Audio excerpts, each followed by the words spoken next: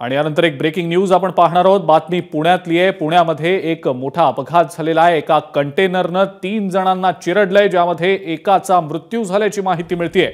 ही आत्ताची अत्यंत महत्त्वाची मोठी घडामोड। पुण्यामध्ये अपघाताची घटना घडलेली आहे। कंटेनरने 3 जणांना चिरडलंय, ज्यामध्ये एक जण ठार झाल्याची माहिती मिळतेय। या अपघाताचं सीसीटीव्ही फुटेज देखील आता समोर आलेलं आहे। रस्त्याच्या कडेला गाडी बंद पडली म्हणून काही जण उभे होते। यावेळेला रस्त्यावरनं येणाऱ्या एका कंटेनरनं या डंपरनं या गाडीला आणि व्यक्तींना उडवलेला आहे। त्यामध्ये एकाचा मृत्यू झाल्याची माहिती मिळतेय।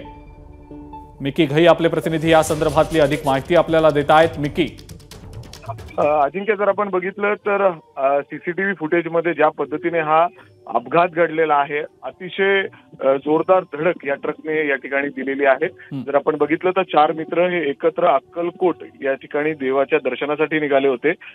मात्र ही गाडी अचानक गरम झाली, त्यामुळे त्यांनी गाडी बाजूला घेतली आणि ते गाडी त्या ठिकाणी रिपेअर करण्याचा प्रयत्न करत होते। आणि त्याचवेळी भरधाव वेगाने मागून जो ट्रक येत होता त्यांनी जोरदार टक्कर त्या ठिकाणी दिलेली आहे। आणि जर आपण बघितलं तर ही अशी जोरदार धडक होती ज्यामध्ये एकाचा त्या ठिकाणी दुर्दैवी मृत्यू झालेला आहे, तर 2 जण गंभीररित्या जखमी आहेत।